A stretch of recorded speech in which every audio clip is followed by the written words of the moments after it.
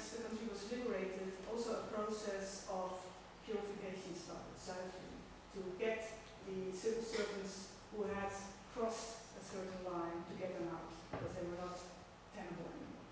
They had been collaborating too much. Even though they were not convinced Nazis, they had done things that they not have to do, but they had done. So there was this process of, it's called deciphering. And also for the police, the judiciary, all kinds of economic life. But this, of course, was very, very difficult and murky process. Because people always try to explain, okay, yeah, I fired my Jewish workers, but that's because I wanted to shield the other workers from being deported for forced labor to Germany. But it was always this negotiating to and fro. And I think that makes one of the harshest and still most difficult aspects of working. Because it's still scandals erupt in media, for instance. It's always about these kinds of things. Recently, for instance, we had a scandal in Amsterdam because it suddenly turned out that people who came back from concentration camps, Dutch Jewish people came back miraculously back to Amsterdam.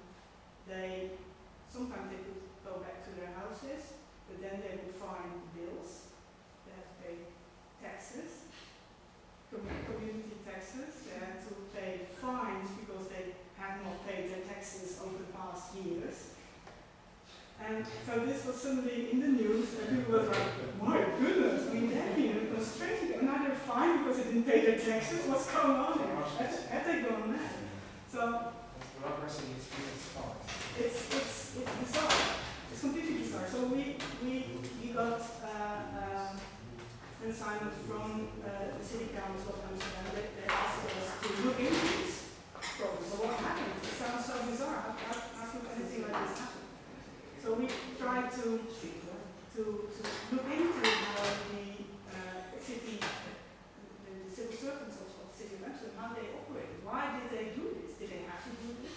Did the same thing happen in The Hague and in other places as well? So what actually made this happen? And then, of course, you see a very strange combination of people just thinking like, well, this is my job. My job is to write out tax bills. My job is to send the fines to people around you. This is my job. And afterwards I go home. And the next day I come back. But there are also people who say, like, okay, this is my job, but circumstances have changed dramatically. And where I started out this job within a democratic state of law, now I'm in this completely chaotic dictatorship. So things have changed that much that I have to change my way of behaving as a civil servant.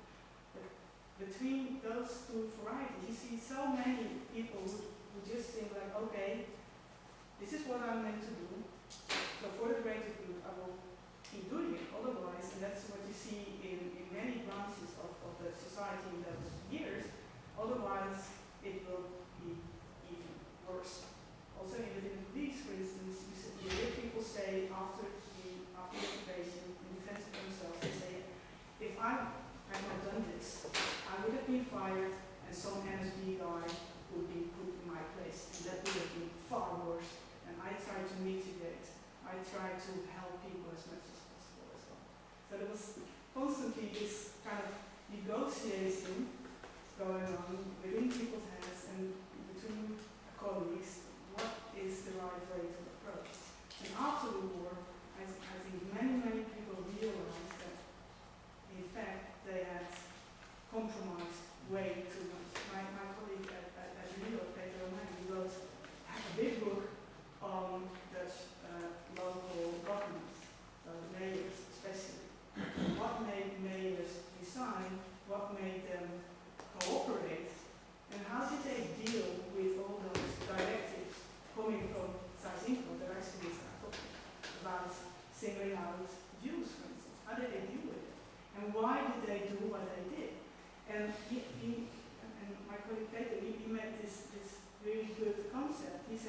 What they pursued was a policy of shrinking competence. They defined their major role as shielding their population from greater evil. And you see how that started to corrupt these mayors, because they saw like, okay, we have to fill out who is Jewish. Okay, but if that's only it, okay, let's not make a fuss about this. It's only this, it's not too bad. Okay, now we have to fire them. Okay, that's not nice, but we can sort of make a network helping them underground. So it's not too bad. Oh, now they have to go to Amsterdam to get there. Okay, that's maybe not what I would like, but well, let's make it an orderly process. You know, let's warn them in advance. Let's send Dutch police to bring them to the trains. I mean, it's awful when you think about it, but it's an example of this idea of shrinking competence, to think like, okay, this is difficult, I can't do anything about it, this idea I cannot do anything about it was very strong, but I have to remain in place because otherwise it will get worse. And I will be fired, and I will be out of a job, out of money, out of everything. I have to go underground. And some NSB guy will be in my place, and that will be even worse for the total population. But after the war, as you can imagine, these dilemmas, which maybe to some people made sense during the occupation, or maybe they did not really even make sense back then, but you know, they just did what they did. But after the war, this keeps coming back, because one of the explanations of this hideously large percentage of the Dutch Jewish population being murdered in Eastern Europe, it goes back not just to the occupation regime, which had an important role as well, but also to the fact that when the Queen and her government left, they had left instructions for the civil servants. Those instructions went back to 1937. In those instructions it said, in the case of an occupation, you have to, the highest thing you have to do is to remain calm and order in the country. So for civil servants, this was the highest good. There should not be chaos. There should not be lack of order. So as long as they could remain in a kind of orderly situation, they clung to them. And if that meant that they had to fire their Jewish civil servants colleagues, okay, otherwise it would end up worse. So okay, so this was a shrinking field of competence. They are not my population anymore. That's how they started to think. And that's how other people started to think as well. Okay, that if you just leave them out, then it's okay. And what you actually see, and this is quite harrowing, that in the spring of 1943, then of course it's after Stalingrad, it's when Germans really need manpower, then they say, okay, right now all students have to sign declarations of loyalty, all people who have been released as prisoners of war, they have to come back and come to round you all up for forced labor in Germany. And that's the moment that people in the Netherlands finally realize that this war is also about them. It's not just some political authorities, it's not just the Jewish population, it's about the whole population. And then you see more resistance, and you see networks of helping people into hiding growing big. It was there before, but it was small scale relatively. And the first thing about this is that in 1943, almost all Dutch Jews had already been deported.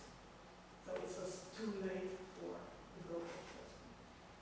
And it's also in that period that on a local level you see that people start to disagree with radios and civil servants. That they say like, it can't go on like this. It's heading towards chaos and disaster anyhow. So that it's there keeping things as orderly and organized as possible, it's no use. We have gone beyond that point. So that's also when you see a lot of areas choosing between stepping back or going into the resistance, or just trying to hope that everything will be over as soon as possible and they can't decide what to do. But it's constantly these terrible dilemma that I think many in Dutch civil service were absolutely not prepared for. They had no tools, so to speak, to think of their task, of their obligations in other forms than restore and remain order and a sort of peaceful outlook of the youth. But it's still one of the topics that keeps coming back, because afterwards it's so hard to understand how it exactly happened, how we would go on with this certification, how they would actually, it's in Germany there is this word for it. It's a bit different, but in a way it's about the same issue. It's the working towards the Führer idea. But even so even before you're asked or forced to do it, you think like, oh, okay, probably I'll be asked, forced to do this. When I move a bit over there, then maybe I won't be pushed too far away. You already start moving, and that's what you see in many societies that slip into a situation of this dictatorship. That people in the institutions, they already start moving, even before they are forced, even before they are really put under pressure. They start moving already towards what they think is the direction that the new rulers want, even without being clear and customized. So this, and I think when we talk to, we also have a project now funded by the Dutch National Police. So when we talk to groups of policemen about these kinds of things, how to sort of reflect on what actually you're doing. What does it mean when the bigger context of your work changes so radically that it is basically not the job that you applied for back then? How to deal with it, and how to prevent yourself from making up stories that sort of allow yourself to just continue. Oh, I've found this story, it's not that bad, it will be okay. It's not about me, it's not about me, it's far away. How to attack and how to be aware of the kind of ways of thinking that's relevant to the case. First question. The women in the horizontal collaboration. What I struck me when I was doing this research was that there, also within this group of women who have relationships with Germans or Jewish soldiers or people from the administration, there's this group of, just women, but there's also a very big group of girls and women who are from these NSB families. And often they already have, for instance, German relatives. I mean, being a neighboring country, it's not a surprise that many people in the Netherlands have some sort of relatives in Germany. It's not your family. Especially royal family. Yeah. And so when those families in the Netherlands also became national socialists, and they already had this more or less strong ties to Germany, and those girls grow up a bit, they meet German boys, so it's within their sphere of experience. It's not, for many of those girls and women, it's not doing something that is surprising. Those are just the boys they meet. So, and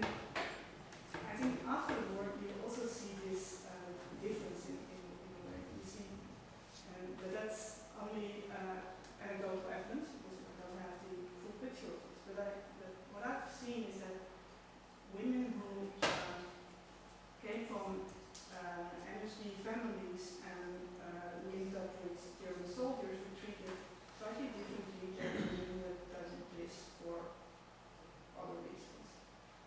And what's also important here, I guess, is that the place where people are arrested.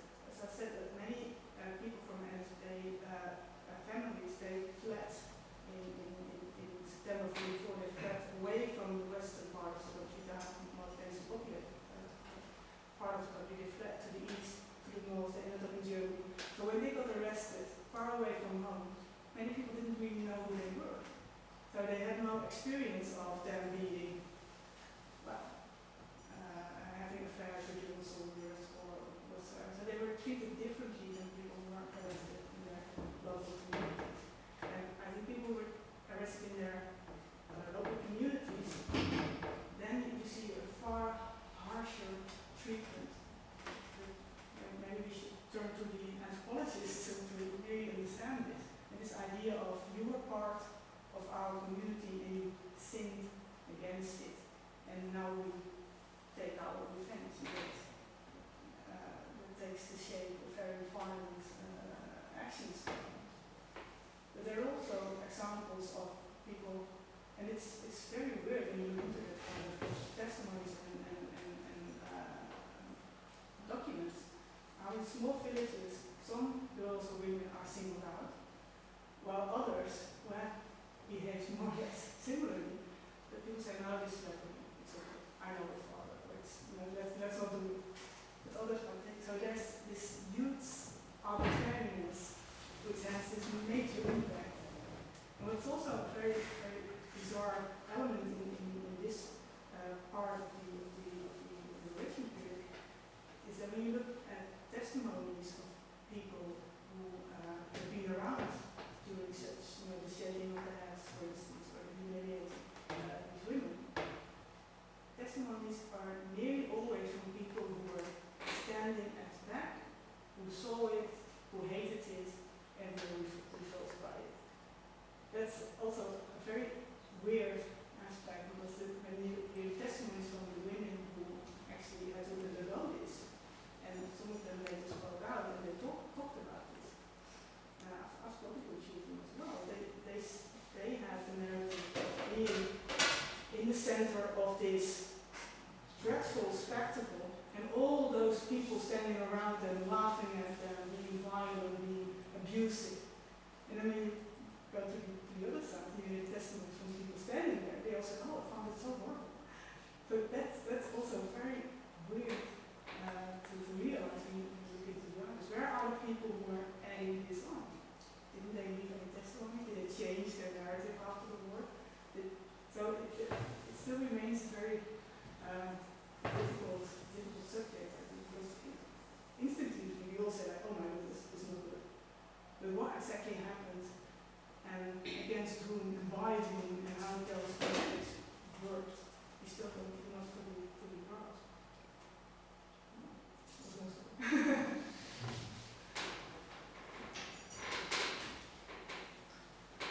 One more question. And more about the soldiers, the Dutch soldiers who fought in the East Front, the division of Dutch. Who were in the office as volunteers. Yeah, that's quite an interesting group actually. Yeah. Some of them volunteered because they were just hardcore Nazis, especially the early volunteers. I know of an example, he already volunteered in the summer of 1940 when it was officially not even possible for a non-German to volunteer. So the hardcore Nazis are part of them. There are a whole range of other people. I also came across someone who said after the war, after he returned from a Russian prisoner of war camp, he said, yeah, I did not want to collaborate. I only enlisted in the German forces to surrender immediately and then fight along the Allies. So all kinds of stories come up and you never know what exactly is going on here. But what we do know is that there was was quite a big group of young Dutchmen who volunteered, about 20 to 25,000, which is quite a big group. They were also quite heavily targeted as, you know, they were rewarded. You know, they got quite good money. Their families got extra food and extra fuel, all kinds of extra benefits. So they were lured into it. There were highly orchestrated propaganda was going on, and so young boys were, they saw it everywhere all the time. And I can imagine that some were like, oh well, why not? The opportunity kind of like. But what's interesting, especially in the past, about 10, 15 years, is that, for instance, when there was the annual commemoration of the deaths of the war, and people tried to explain this grandfather or great-grandfather that he volunteered. What did he know? He didn't know anything about politics, and he had no future in the village where he lived, and he just wanted to provide for his poor mom who didn't have any food and all. But there's this depoliticizing narrative. As far as I know from what I've seen in the sources, is that back then, during the occupation time, it was not that depoliticized. The idea of fighting against Bolshevism attracted quite a lot of people. Anyhow, this idea of, like, okay, you're not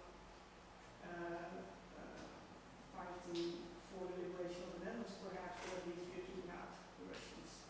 So this idea of, why not?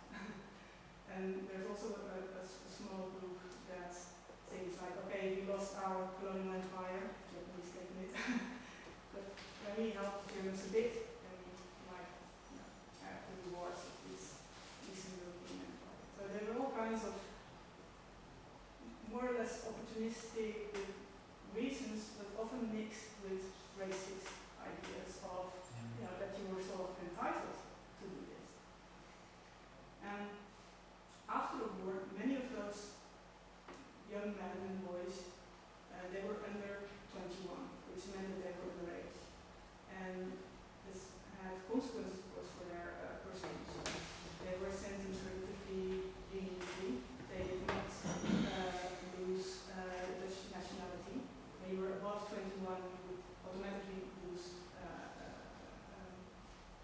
citizenship because you had enlisted in the foreign state organization, which meant that you were no longer Dutchman, so you were stateless. But those guys under 21, they remained Dutch citizens.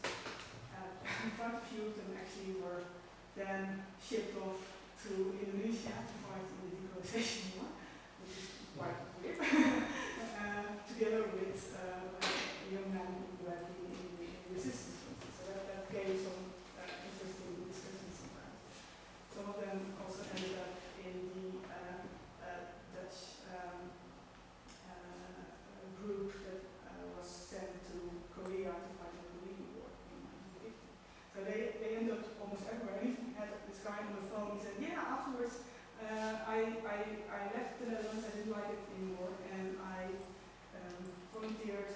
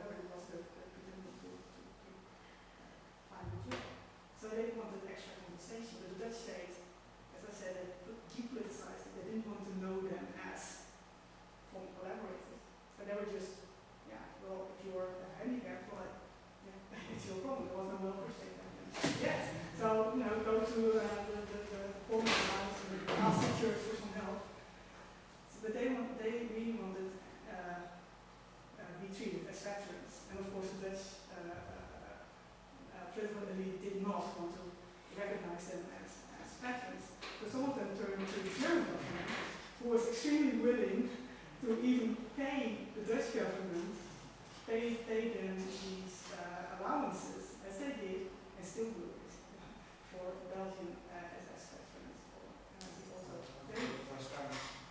No, for the Spanish. But the Dutch government, they discussed it, and I've seen the minutes of those discussions. They discussed it like, do we want this? Do we want the German, the West German government to pay pensions to these SS veterans? And there was one minister who said, yes, why not? I mean, if they pay, then, then we don't have to pay. So it was very optimistic. That, by the way, was the first female government member in the world. But all the other people said, no way, we're not going to do this, because we only get money for the people who have volunteered to the offices, so not the guys who have been forced into German service. They wouldn't get anything from the and this was in the late 1950s, so another argument was that Germany had not paid anything to the victims. There was no Wiedergutmachung yet. So it was deemed completely weird that the German government would pay SS veterans without any Deutschmark for the victims. That was politically completely impossible. So that was rejected. And I was in contact with a former SS man who was, I haven't heard from him for a while now, but he was, until recently, he was still angered by this. He said, I'm a veteran, I've suffered from this war, I want these payments, and I'm going to sue the Dutch government, blah, blah, blah. He was mad about it. And in the 50s and 60s, that was quite a big group. They organized, they tried to get some political influence. They failed completely. But even in the early 21st century, there's still a few people who still think this is a terrible thing. But I think most of those volunteers, and I've quite some examples of that. They volunteered, they came back, and they said, oh my goodness, what have I done? That was so stupid. And I come across quite some examples of those people later in the late 50s and in the 60s when they tried to pursue a career, when they really matured, they really advancing also in political parties. As long as they are open and clear about it, when they say, I've done this when I was a youngster, it's been a terrible mistake, I know, I can consent to the majority decision for this go to wrong. Then it was okay. Then people said, okay, you wash off your sins. But people who did not do that, and we had quite some scandal, for instance,